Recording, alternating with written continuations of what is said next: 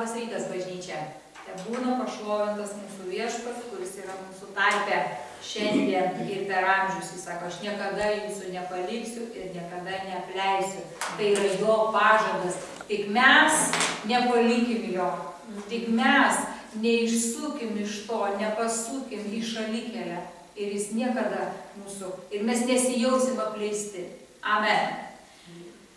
Šiandien tokį pavadinimą pamokslui parinkau. Gali parinkti, ką sėsi, tą pjausi. Bet aš galvoju, ne. Reikia iš intrigos. Kasdieniai mūsų sprendimai, pasirinkimai veda arba neveda mūsų į mūsų pašaukimą. Kasdieniai mūsų sprendimai, tavo ir mano sprendimai, pasirinkimai, kasdieniai veda arba neveda tave kaip Dievo žmogų į pašaukimą. Ir tas žodis pašaukimas, mes taip gal taip pašaukimas, tai čiut ne tik tai penkianarė ta tarnystė, apaštalai, evangelistai, pranašai, pastoriai ir mokytojai. Ne. Tikrai ne. O tavo darbe, tavo aplinkoj, tas, kas tu esi kaip asmenybė, kad tu galėtum atsiskleisti, o atsiskleidęs arba skleisdamasis, tai ir bus tas pašaukimas, kuriuo tu tarnausi žmonėms. Ir jokių būdų dabar kalbu ir tai jokių būdų nesusiaurinkim į penkianarį, apaštalas, pranašas, evangelistas, jokių būdų. Tu kaip asmuo, kaip asmenybė. Ir mūsų kasdienybė arba kasdienybės mūsų pasirinkimai arba veda tave į tavo asmenybės, asmens atsiskleidimą arba neveda. Nuo ko tai priklauso? Ar mes sekam savo viešpačiu? Kaip paprasta atrodo. O pažiūrėkim kasdienybei. Raštas sako, korintiečiams laiške, nedaug mūsų tarpe išmintingų, turtuolių, aš jau interpretuoju, nedaug mūsų tokių ir tokių, nedaug. Iš tikrųjų atgimusių yra žmonių, ir išsilavinusių daug, ir daug iš turtingų, ir daug išmintingų, ir daug, bet ir nemaža dalis tų vargšų, paliegėlių, luošų, benamių, kurčių, apsileidusių visose srityse. Kada pašaukė Dievas nuo konteinerių, kada pašaukė iš lūšnynų ir iš prabangių rūmų, bet yra ir tokių, ir tokių.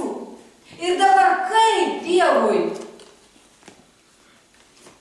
ta iš lūšnyno, tas, kuris nebemoka, nei kad praustis reikia, nebežino, nei kad kvepėti reikia, nei kad susišukuoti, kaip, va taip, vesdamas paskui save, ką jis daro, mokina, auklėja arba nori įdiegti naujus įgūdžius, tie, kurie buvo apleisti. Per ką?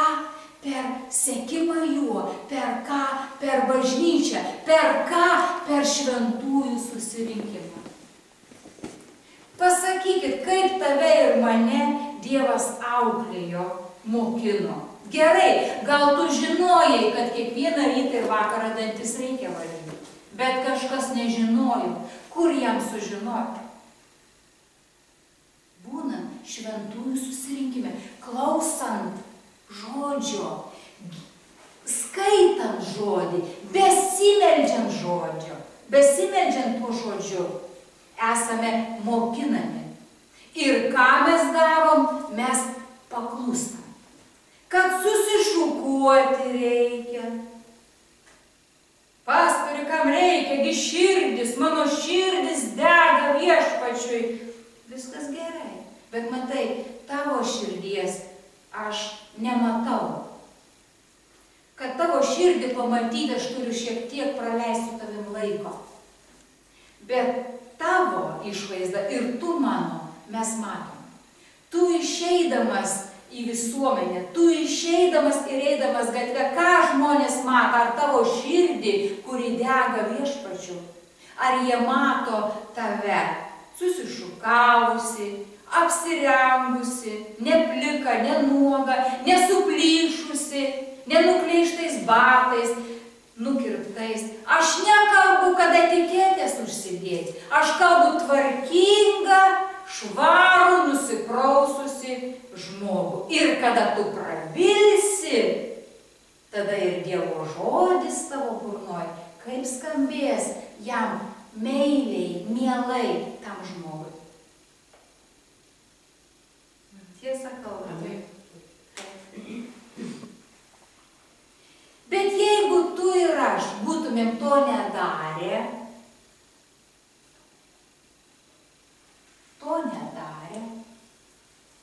būtumėm ką likę tame pačiame, nes blogi įpročiai, blogos draugijos,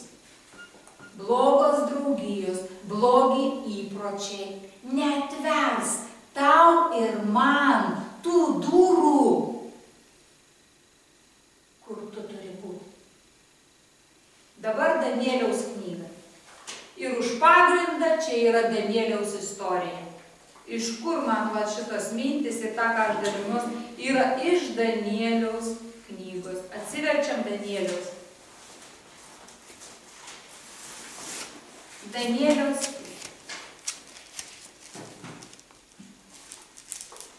Galima nuo pirmo. Danielius gimęs žydų tautoj, hebrajų tautoj, kur papročiai, kur mokinami nuo mažens vaikai. Ko? Pažinti Dievą, sekti juo, melstis jam, žinoti, pažinti tvarkingai. Ir žiūrėkit, Danielius. Įvyko žydų tautoj. Trečiais Judo karaliaus, Jokimo valdymo metais, Babilono karalius Nebukadnecaras atžygiavo į Jeruzalę ir apgulė ją. Karas atėjo priešai, apgulė Jeruzalę ir paėmė nelaisvėn žydus. Tame tarpe buvo ir Danielius. Neplanavo Danielius, neplanavo žydai, neplanavo, kad ateis, apguls, paims nelaisvę.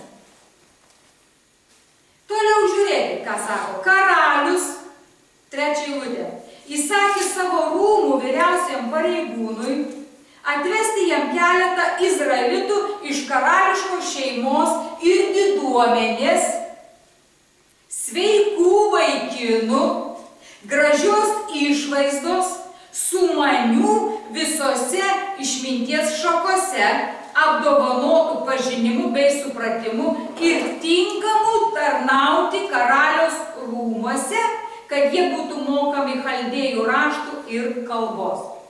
Staiga karalius, tas, kuris užgulė Jeruzalę, paėmė nelaisvėn izraelitus, sugalvojo ar pamatė poreikį, kad jam reikia dar daugiau, kad jį suptų išmintingų, protingų, patarnaujančių žmonių. Ir jis sako savo pareigūnui, eik, va iš tų dabar, kur paėmėm nelaisvėn, ir atrink man žmonių. Ir ką sako? Sveikų vaikinų, gražios išvaizdos. Viešpatie, taigi širdį reik žiūrėti. Ne, toks įsakymas, eik atrink, atsėdim čia bendruomeniai ir ateina iš miesto, sako, atrink man sveikų, gražios išvaizdos žmonių, nes turiu pareigas, kurias reikėtų užimti. Nu, pavyzdžiui, ne? Ir jie ateina ir jie renkasi iš mūsų. Ir jeigu mes, bendruomenė, tu kaip Dievo žmogus, susivėlęs, nukleištais batais, murzinas, smirdintis, nu ar tave paims? Čia niekas šis nekalba apie jokią širdį. Karaliui reikia patarnaujančių dar žmonių. ir čia brangiai jokių būdų neina apie etiketės, kainą, kas kiek kainuoja. Tvarkingų, gražių. Per vieną dieną, nu dar apsirengti gali, bet kad būtum sveikos išvaizdos per vieną dieną, tu nepadarysi. Jeigu metai iš metų tu geri svaigiuosius gėrimus, jeigu tu narkotikus naudoji, jeigu tu paleistuvauji, antspaudas yra tavo veide. Jeigu tu esi piktos širdies, jeigu tu esi nevalyvas savo viduje, antspaudas atsispindi žmogaus veide. Tai vadinasi, kad ateis ir bus ta atranka pareigoms užimti, tavęs ir manęs nepaims. Pereikim ir dabar žiūrėkim dvasinę prasme. Gerai, mes jau tą išorę visą. Bet jeigu aš ir tu, mes nesimeldžiam jam. Kam? Kad mūsų širdis minkštėtų, kad gerumas atsispindėtų veide, kad tas surūgęs, rūškanas veidas jis tiesintųs, jis gražėtų. Reikalingas kas? Santykis su juo, nes iš jo. Jeigu aš ir tu mes nedarom to kasdien, jeigu mes esam tie, kurie tik bambam, keikiam visus ir viskom nepatenkinti, koks mūsų veidas, kokia mūsų išvaizda, viskas atsispindi. Jeigu, neatrinks, tavęs ir manęs neatrinks. Karaliaus įsakymas toks. Toliau žiūrim. Kad jie būtų mokami chaldėjų raštų ir kalbos. Žodžiu, karalius nori, kad būtų dar jam patarnaujančių. Karalius skyrė, žiūrėkit toliau. Karalius skyrė jiems kasdien maisto iš karališkų valgių bei vyno, kurį pats gėrė. Karalius suinteresuotas, įsivaizduokit, karalius arba mūsų Dievas suinteresuotas, kad tu ir aš valgytumėm geriausią maistą, gertumėm geriausią vyną. Kam?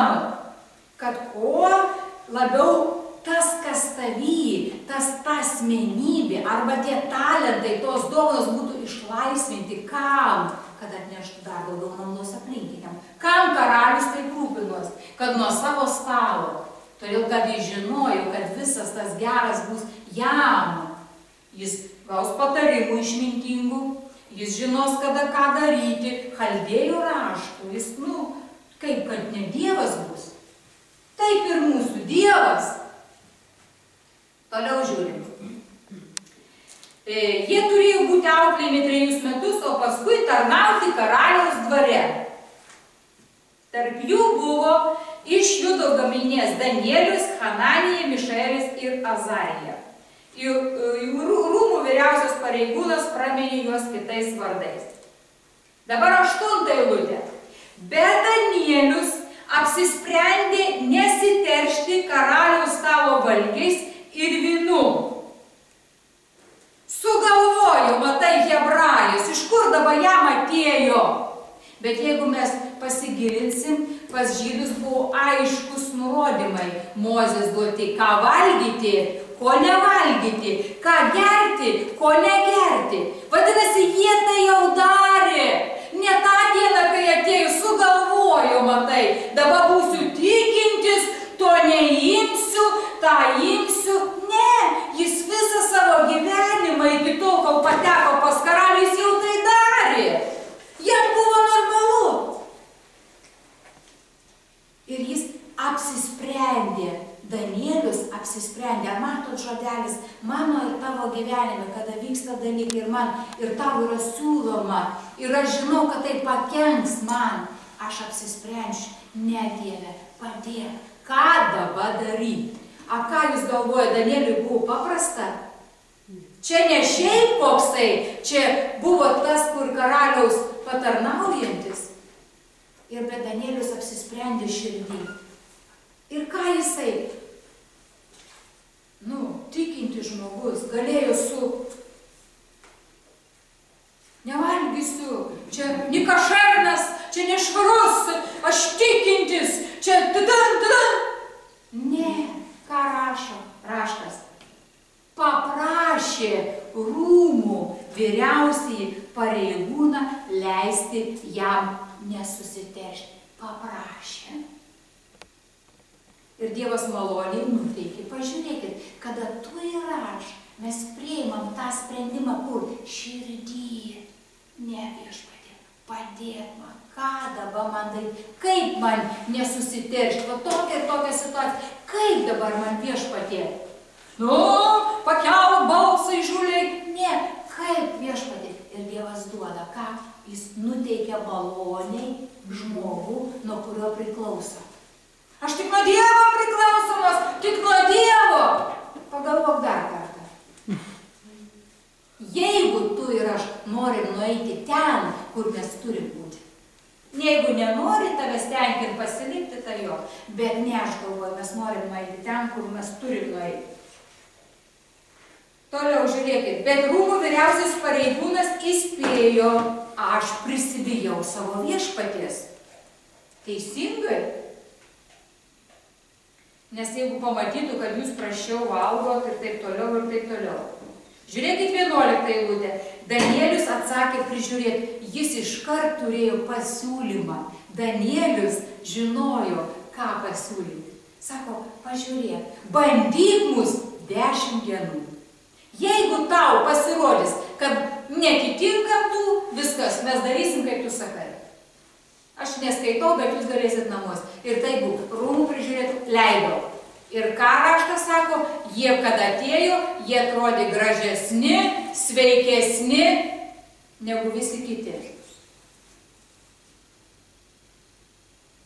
Ir prižiūrėtojas 16 eilutė sako, prižiūrėtojas sutiko su šiuo pasiūlymu ir mėgino jas 10 dienų. Praėjus 10 dienų šitie vaikinai atrodė gražiau negu visi kiti.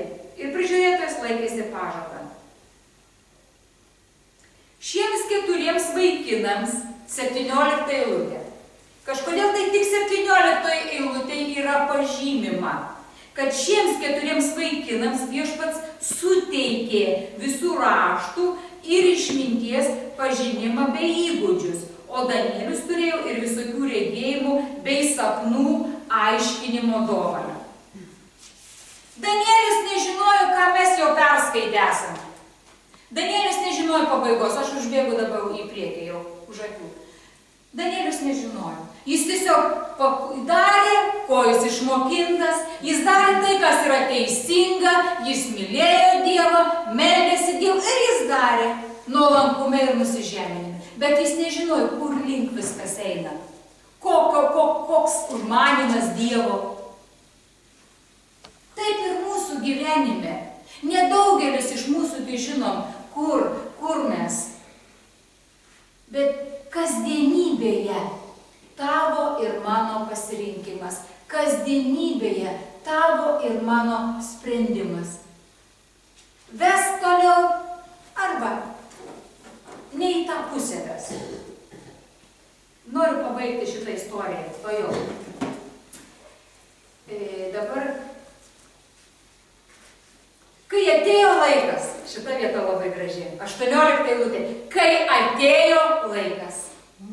Vat ateis laikas, ateina laikas į tavo ir mano gyvenimą. Kada jau reikia? Kažko daugiau, ne tik tai pasimelsti, ne tik tai lankyti bendruomenę, ne tik tai dėl savęs ateina tas laikas. Bet kada jis ateina, kada tu ir aš einame teisingų šito keliu, pasirinkdami mokintis, paklusti ir sekti savo Dievu. Jeigu ne, tas laikas ir gali neteiti. Nei į tavo, nei į mano gyvenimą. Jis gali neteiti. Kodėl? Ar dėl to, kad Dievas užlaiko? Ne, nepasiruošęs, neišmokintas, neišlavintas. Nu tai kur padėsi, ar į karaliaus rūmus? Jeigu taip ir neišmokau dantų valyti, nes aš sugalvojau, kad man užtenk vieną kartą dantis valyti. Jeigu aš grinai žemiškais dalykais. Kai atėjo laikas, kurį karalius buvo nustatęs jaunuoliams pas jį atvesti rūmų vyriausiasis pareigūnas, atvedė juos pas Nebukadnecarą. Karalius pasikalbėjęs su jais, nerado tarp jų visų nė vieno, kuris prilygtų Danieliui, Hananijai, Mišaeliui ir Azarijai. Todėl jie buvo paimti į karaliaus tarnybą.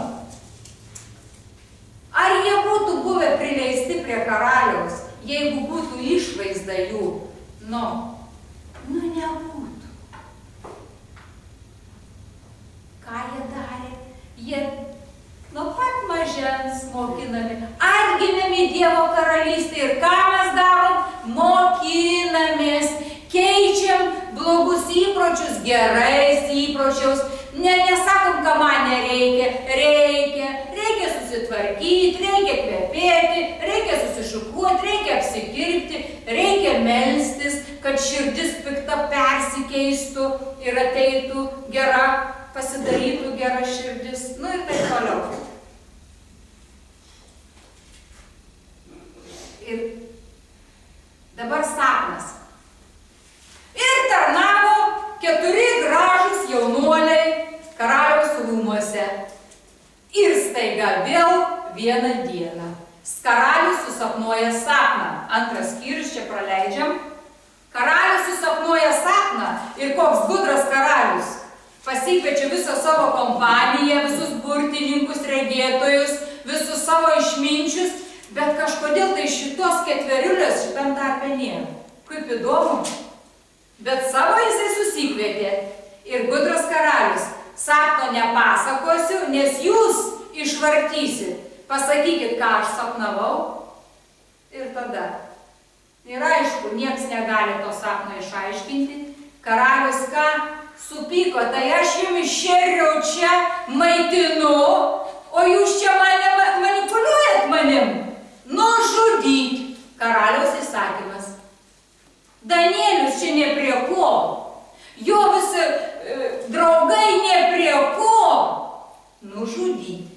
Nes toj pačioj kompanijoje, toj pačioj bendruomeniai priklausai. Aš ne prie ko, viešpatie, aš ne... Nu tai kaip ne prie ko, Dievo tauta. Nužudyt. O, mokina Dievas, mokina, veda, lavina. Ir staiga vieną dieną įsakymas iš kažkur tai iš šono. Nužudyti. Ir aš galvoju, koks viešpaties yra braižas? Ne visada, bet karts nuo kart paspirginti mums kulnis. Kad mes prisimintumėm ir išsitrauktumėm visus Dievo ginklus, prisimintumėm, kad mes esam tikintis, mes prisimintumėm, kad Dievo jėga many, kad viešpats už, viską ištrauktumėm. Ir jis ką padarė? Paspirgina biškį taip. Nu, čia buvo tas pats. Danielius ne prie ko, karalius įtūžo, visus nužudyti. Ir žiūrėkit, 12 eilutė. Dėl to karalius taip įtūžo, kad įsakė išžudyti visus Babilono išminčius. Paskelbus įsaką, kad visi išminčiai turi būti nužudyti, buvo ieškoma ir Danieliaus bei jo draugų, kad ir jie būtų nužudyti. Sėdi bažnyčiui, sėdi, ateina ir tau sako, nužudyti. Tu niekur, nei už ką, nei dėl ko, niekur nesikišau, nieko nedariau. Nužudyti. Žiūrėkim 14 eilutę. Tuomet Danielius sumaniai, neakiplėšiškai, neaiškindamas, ašgi ne prie ko, aš su karaliumi kalbėjau, neįrodinėdamas, bet sumaniai ir atsargiai. Ojojoj, kiek yra darbo, ne Dievo bažnyčia mums. Sumaniai ir atsargiai kreipėsi į karaliaus sargybos vadą Arjochą, išėjusi žudyti Babilono išminčių. Jis paklausė karaliaus pareigūno, kodėl karalius išleido tokį įsakymą. Nesuprantu, nei paaiškink. Ir Danielius, kodėl karalius išleido? Arjochas paaiškino reikalą Danieliui. Ir tada Danielius pas karalių nuėjo ir paprašė, kad karalius duotų jam laiko ir jis paaiškinsis karaliaus sapną. Yra aišku dvi versijas. Galvoju, ar taip jau galas. Ar taip išžudys, tai eisiu ir pasakysiu, kad paaiškinsiu sapną. Bet Danieliusgi tai nežinojo, o jeigu Viešpats būtų nedavęs. Bet aš galvoju, čia yra ir tas, taip mirsiu, tai koks skirtums kada? Ar kada man Viešpats neduos atsakymą ir ateisiu pas karalių, ar dabar mirsiu? Taip ir mūsų gyvenime. Bet aišku, jis galėjo kitą variantą, jis galėjo aiškinti, įrodinėti, kad jis nekaltas, kad jis ne prie ko galėjo. Nu, čia ta kvailystė, kaip žinai, aš ne prie ko.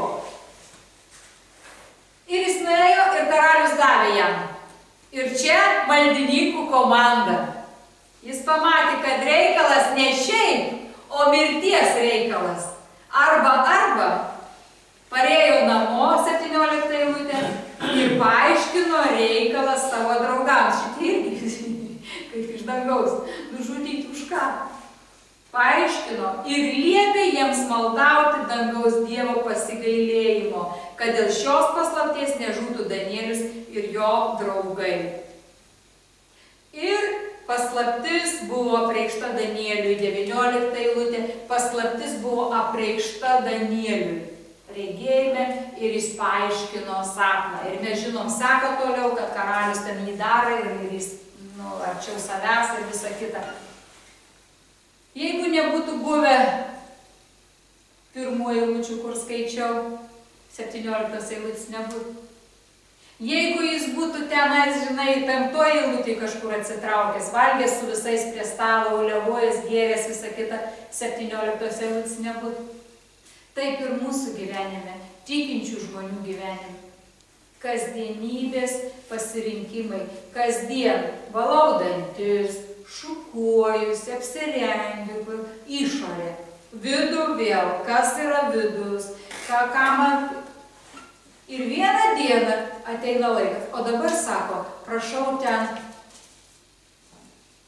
pasirodyti dabar, va dabar. Ir jeigu mes suignoruojam tos žingsnelius, mes suignoruojam, mes galvojam apeiti. Ir čia, žinot, tai religiniai prakeitai dvasiai, kad išorė nesvarbi, meluoja. Čia neina kalba apie, sakau, etiketės. Čia eina kalba apie sveiką, tvarkingą žmogų.